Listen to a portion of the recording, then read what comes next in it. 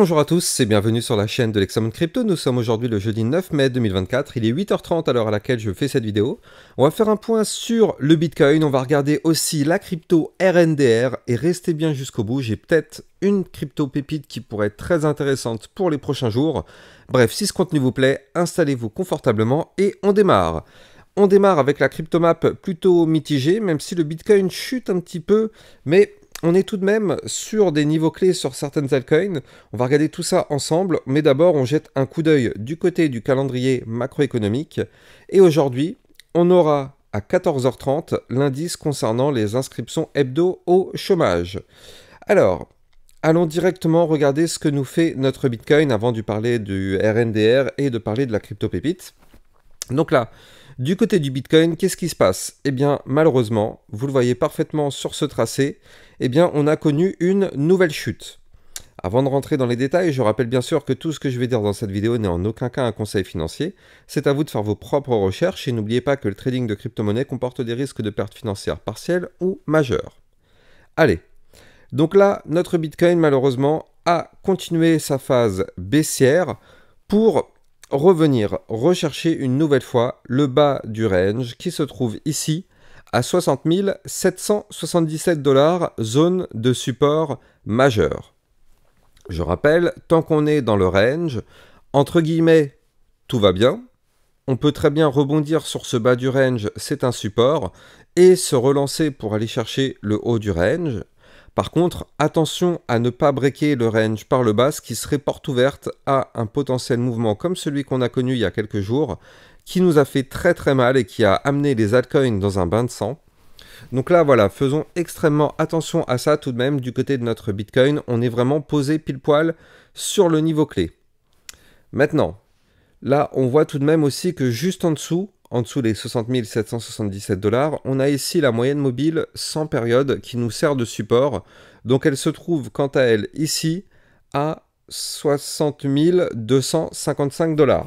Donc si jamais on break le range par le bas, on a toujours ce petit support juste en dessous, important, donc à surveiller tout de même. Maintenant, là, on voit parfaitement que le Bitcoin, pour le moment, est toujours bel et bien sous le ruban de moyenne mobile. Regardez, je vais le faire clignoter. Hop là.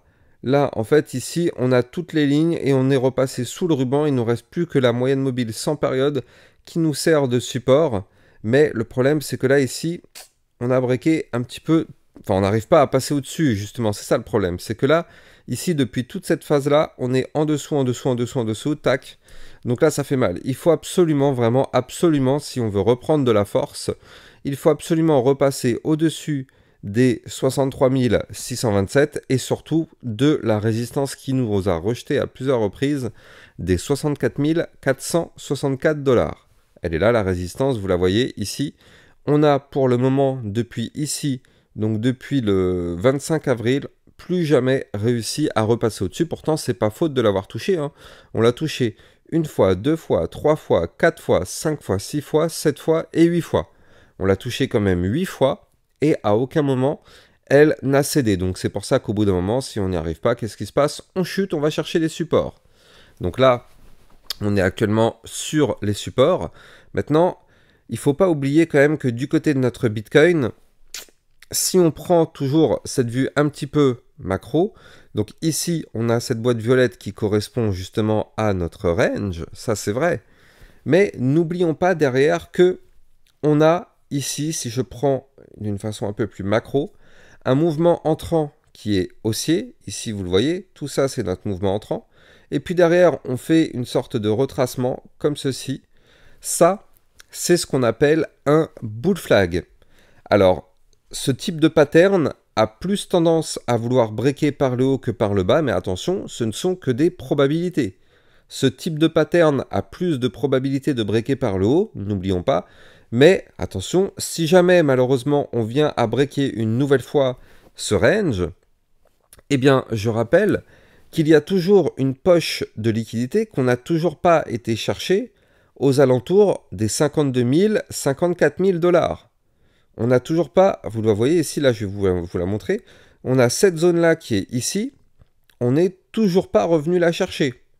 Et pourtant, il y a pas mal de liquidation là-dedans, il y a pas mal d'ordre ici. Donc bon, c'est un niveau clé, mais là, si jamais on break notre range par le bas, c'est une possibilité de venir chercher ces niveaux clés. Attention à ça tout de même. Attention parce que la dernière fois, on a eu une chute. La chute, elle a été chercher les 56 519, donc ça a déjà entraîné des liquidations, mais ça n'a pas été cherché vraiment plus bas pour nettoyer vraiment tout ce qui se passait au sud. On a nettoyé une partie, mais il reste une autre partie à venir liquider. Donc là, c'est pas ce qui s'est passé la dernière fois, ça a été juste une certaine partie. Donc si jamais cette fois-ci on chute, ce serait potentiellement pour aller chercher la deuxième partie. Et comme je vous dis, elle est aux alentours entre les 52 000, regardez ça ici, entre les 50 555 et les 50... combien c'est? Et ben voilà, les 53 494 dollars. Donc ça, c'est notre prochaine zone à aller chercher en cas de forte chute si on break notre range par le bas. Maintenant, ça c'est le cas de figure un petit peu pessimiste. Maintenant, de toute façon, tant qu'on est dans ce range, je rappelle, on est là, ici, au-dessus du support. Tant que le support tient, eh bien, tout va bien. Si ce support vient à lâcher, effectivement, il faut se poser des questions. Mais si ce support tient, tout va bien. Donc là, prochaine zone à aller chercher en cas de rebond sur le support. Donc la résistance, elle est juste au-dessus, à 62 231. Puis 63 264 avant de revenir rechercher les fameux 64 464 dollars. Ça, ce sont les prochains niveaux clés à venir chercher. Et je rappelle que notre Bitcoin, si jamais on arrive à remonter, on pourra former ici un premier bottom. Deuxième bottom qui est une figure chartiste de retournement haussier. À partir du moment où on break la ligne de coup du pattern, donc les 64 464.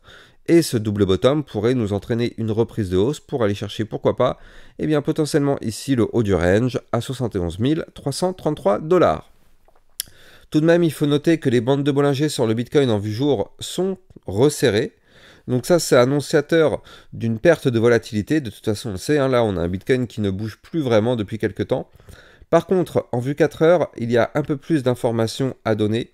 Et la première de ces informations, malheureusement, c'est le fait que le Bitcoin a breaké son range par le bas. Vous le voyez ici, tac, cassure du range par le bas, ça s'est passé hier soir. On a réussi à tenir ce range pendant quelques temps quand même, mais malheureusement, au bout d'un moment, ça a lâché. Donc là, c'est terminé. À partir du moment où ça a lâché, signal de vente, on crash. On réintègre l'ancien canal descendant. Vous le voyez ici en blanc, là, ça c'est un canal descendant qui avait été formé, qu'on avait réussi à breaker par le haut ici. Mais je vous avais dit, le problème, c'est qu'en fait, on manquait de volume, on manquait de force. On a réussi à casser ce canal descendant par le haut ici, oui, c'est vrai. Mais regardez ça derrière, on a eu un mouvement sans vraiment de grande conviction. Au final, on a cassé et on aurait dû normalement faire quelque chose comme ça. Tac. Et au final, c'est pas du tout ce qui s'est passé. On a cassé, on a formé un rounding top. Et ici, vous le voyez, on a breaké la ligne de coup du pattern en rounding top. Attention, parce que la target de ce rounding top serait d'aller chercher le bas du canal descendant qui se trouve quant à lui sur le support des 58 106 dollars. 58 106. Donc attention à ça. Là, je rappelle la règle, c'est que là, pour l'instant, on est dans le canal. Bon, on a eu de la chance, on a réussi à s'en extirper in extremis au-dessus. Donc là, on est en train de faire une bougie actuellement qui vient retester la cassure par le haut de ce canal. Donc là, tant qu'on est au-dessus actuellement de façon hyper chirurgicale, quand même, il faut le noter, des 61 417 dollars, tout va bien, on ne réintègre pas le canal. Du moins, ici, on a fait une tentative de réintégration, mais on s'en est ressorti juste après. Donc tant qu'on est au-dessus du canal, tout va bien. Ça nous permet d'avoir un espoir de pullback pour revenir rechercher l'ancien bas du range qu'on avait breaké par le bas à 62 171 dollars. Et si on arrive à réintégrer ce bas du range, je rappelle que la règle voudrait qu'on aille chercher le haut du range qui se trouve quant à elle ici, quant à lui, à 63 983 dollars. Et si on arrive à sortir de ce range par le haut, bon bah là, ce serait effectivement une très bonne nouvelle pour pourquoi pas aller chercher des nouveaux points hauts. Mais pour l'instant, attention tout de même, hein, nous sommes quand même dans une configuration plutôt dégradée. Voilà, c'est le mot que je cherchais. Configuration plutôt dégradée, donc soyons extrêmement attentifs à tout ce qui se passe sur le Bitcoin. Je le rappelle, si le Bitcoin se met à chuter, tout le marché crypto chute avec lui. Par contre, on a une crypto qui arrive quand même à sortir son épingle du lot, et ben c'est la crypto RNDR. Je vais vous en parler, mais je rappelle aussi avant toute chose que si vous voulez trader toutes ces crypto-monnaies, vous allez trouver en description de cette vidéo mon lien de parrainage Binance qui vous permet d'obtenir un bonus à l'inscription et ça vous permet surtout de trader sur une plateforme sécurisée vu qu'elle est enregistrée PSAN auprès de l'AMF, donc il n'y a pas de risque de blocage ou de fermeture de cette plateforme, du moins en tout cas en France, donc pas de problème particulier, cette plateforme c'est validé, c'est du lourd. Le lien est en description de vidéo. Donc là, du côté du RNDR, eh bien on voit quoi? On voit qu'ici on avait formé un très joli pattern en double bottom suite à avoir trouvé un très joli rebond sur le support des 6,825. Ici, on le voit, rebond. Donc, double bottom posé sur le support. Donc ça, c'est une figure chartiste de retournement haussier. Et au final, le double bottom a réussi à se valider. C'est tout de même un double bottom à plus 26%. Est-ce qu'on a été chercher la target? Eh bien, presque. La target du pattern, c'est d'aller chercher les 11,245. Donc là, effectivement, on n'a toujours pas été atteindre la target, mais j'ai envie de dire, c'est plus du tout intéressant de rentrer maintenant, parce que là, il reste à prendre juste peut-être, je sais pas, 2 ou 3%, alors que le mouvement, en fait, avait commencé ici, lorsqu'on avait breaké la ligne de coup du pattern des 9,270 que je vous avais déjà donné il y a une semaine environ. Donc là, le niveau clé qu'il fallait breaker était ici. Maintenant, on le voit, on a depuis eu une belle poussée haussière. D'ailleurs, mon indicateur s'est activé. Ça, c'est bien parce que je commence à voir que mon indicateur perso, donc Lexa, mon indicateur Lexa Buy and Sell, a l'air de fonctionner plutôt bien. Regardez, mon indicateur ici m'a donné le signal d'achat. Et effectivement, il est 100% vrai parce que moi, quand je le mets ici par rapport justement à ma ligne de coup, c'est exactement là qu'il y avait le signal d'achat. Donc c'est bien parce que j'ai l'impression que mon indicateur fonctionne plutôt bien, mais de toute façon là pour l'instant il est encore en phase de test avant vraiment de l'utiliser de façon professionnelle. Là je le laisse encore pendant un mois je pense en mode test pour être sûr que mon indicateur ne me fait pas des petites dingueries, auquel cas je réajusterai, je continuerai de coder des petites lignes de code pour modifier, mais pour l'instant ça a l'air de fonctionner plutôt bien ce qui me sort comme information cet indicateur par rapport à mes signaux, c'est-à-dire à mes niveaux clés. Donc ouais, c'est plutôt bien. Bah derrière, c'est des lignes de code que j'ai fait, hein, forcément, mais en tout cas, ça a l'air de fonctionner plutôt bien, donc ça, c'est cool. Bref, tout ça pour dire que le signal d'achat avait été donné ici, à 9,279. Donc depuis, déjà, il faut bien le noter, hein, sur ma chaîne YouTube, on a pris déjà 19% sur le RNDR, depuis le niveau clé que je vous avais donné. Et là, bon bah effectivement, il y en a qui vont se dire, ouais, c'est bon, c'est to the moon, ils vont rentrer maintenant, alors qu'en fait, la target, elle est juste au-dessus. Donc là, ces personnes qui vont rentrer maintenant, ils vont se dire « Ouais, c'est bon, c'est to the moon ». Ils vont peut-être prendre le risque de gagner 3,79%, mais qu'est-ce qui se passe derrière? Je rappelle que la target du double bottom, c'est une zone de prise de profit. Donc qu'est-ce qui va se passer? On risque d'aller chercher la zone de prise de profit. Boum! Tout le monde prend ses profits, ça s'écroule. Donc c'est pour ça, là, il fallait rentrer avant, au niveau clé, quand moi j'en avais parlé ici sur ma chaîne YouTube, pour pouvoir choper le mouvement dans l'intégralité. Et derrière, on prend ses profits au niveau clé de prise de profit. Donc là, du coup, pas de FOMO, parce que c'est une crypto qui a déjà performé, on ne rentre pas dedans, sauf si vous avez vraiment des réelles convictions, blablabla, vous croyez vraiment au projet derrière et tout, bon, voilà. Mais en tout cas, par rapport à la figure chartiste qui est là, c'est clair et net que c'est plus du tout le bon moment pour pouvoir rentrer en position, sachant que là, on est actuellement juste en dessous de la zone de prise de profit.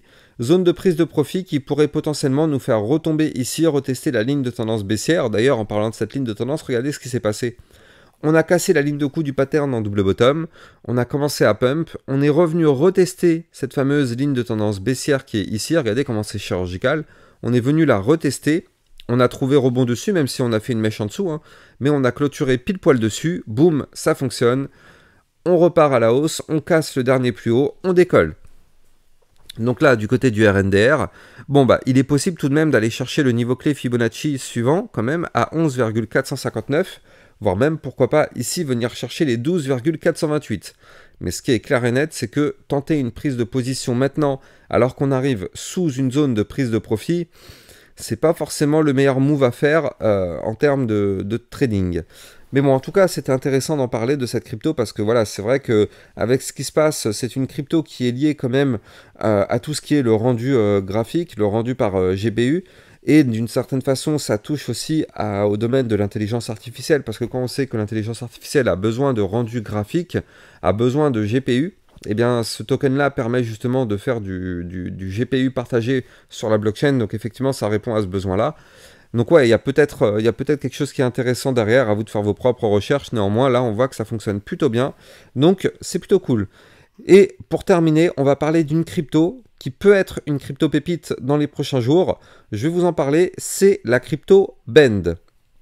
Avant d'en parler, je rappelle que sur mon Twitter officiel, je vous diffuse plein d'informations, plein de contenus, plein de choses à savoir du côté des cryptos et tout ce qui va avec. Hier aussi, au passage, je vous avais fait une vidéo concernant la crypto CKB, le Nervos Network. Bref, si ce contenu vous plaît, n'hésitez pas à venir me suivre sur mon Twitter, vous avez le lien en description de cette vidéo. Et je rappelle, n'oubliez pas aussi au passage de mettre des likes et des commentaires pour participer grandement au référencement de la chaîne YouTube. Alors, comme je vous en ai parlé, on a une crypto, la crypto Bend, B-A-N-D. Et donc, pourquoi je vous parle de cette crypto? Eh bien, parce que là, actuellement, on est en train de former quelque chose de plutôt intéressant à surveiller. Donc là, on a ici l'apparition déjà d'un range, qui est ici. Donc range, pour l'instant, c'est une sorte de latéralisation. On voit parfaitement qu'on a des bandes de Bollinger qui sont ultra resserrées dans ce range. Donc là, ça, c'est annonciateur de perte de volatilité, mais c'est surtout annonciateur d'un retour de volatilité bientôt. Et donc, on voit aussi l'apparition d'un mouvement en premier bottom, deuxième bottom, comme je vous en ai parlé tout à l'heure. C'est une figure chartiste de retournement haussier à partir du moment où on break la ligne de coup du pattern qui pourrait nous entraîner plus haut. Donc là, du côté de la crypto Bend, je vais vous donner ces niveaux clés. Donc là, le bas du range, quoi qu'il arrive, à ne surtout pas breaker, c'est les 1,411. Je préfère commencer par le scénario bear, comme ça on a bien en tête que c'est pas parce qu'on a un mouvement que le mouvement va forcément se valider. Je sais, j'insiste sur ça parce que beaucoup de youtubeurs, je l'ai vu, vous disent que ça va pump to the moon, c'est bon, c'est sûr et certain, alors qu'en réalité, ça, ce sont du bullshit. On ne peut pas être sûr et certain, et au contraire, il faut toujours avoir les deux scénarios en tête pour être sûr de pouvoir gérer la situation si jamais malheureusement le scénario ne se déroule pas comme on le souhaite. Donc là, vous le savez, moi j'aime bien faire toujours de la prévention. On a ce bas du range à ne surtout pas breaker, 1,411. Si on break ce range par le bas, bon bah là vous l'avez compris, hein, on risque quand même de potentiellement chuter et chuter fort. Par contre, si jamais on arrive à breaker ce range par le haut, et donc pour ça il faudra qu'on break en vue jour, hein, je rappelle qu'on est en vue jour, il faudra breaker en vue jour ici le haut du range qui se trouve à 1,659. La cassure de ce range par le haut pourrait entraîner un mouvement haussier potentiellement pour aller chercher dans un premier temps la résistance majeure des 1,75, voire même pourquoi pas des points plus hauts, notamment ici les 1,893, voire même pourquoi pas un petit peu plus haut. Quelle serait la target théorique du pattern en double bottom? Eh bien la target théorique, c'est les 1,912. Après, vu qu'on a des bandes de Bollinger resserrées, il est possible que le mouvement soit un peu plus puissant, mais en tout cas la zone de prise de profit, ce sera les 1,912. Ce qui voudrait dire que potentiellement, on pourrait avoir une poussée haussière d'environ, quand même, il ne faut pas le nier, d'environ quand même 15%. 15% sur une crypto-monnaie. Alors attention, encore une fois, hein, je vous l'ai dit tout à l'heure, c'est pas gagné, il y a des grosses résistances en cours de route, et je rappelle la règle, à la seconde où le Bitcoin se met à cracher, tout le marché crypto chute avec lui, donc c'est pour ça qu'il faut toujours surveiller le Bitcoin. Quand on trade, on a la figure du Bitcoin et notre crypto, pour être sûr et certain que le Bitcoin ne part pas dans le sens inverse et que nous, on prenne un long en pensant que ça va pump alors que derrière le Bitcoin se met à cracher et ce qui entraîne tout le marché avec lui dans sa chute. En tout cas, j'espère que vous avez kiffé cette vidéo. N'oubliez pas de me le faire savoir en mettant des likes et des commentaires, partagez au maximum. Et je rappelle, n'oubliez pas de venir me suivre sur mon Twitter officiel pour être sûr de ne rater aucun de mes contenus. Passez une excellente journée à vous. Ciao, ciao.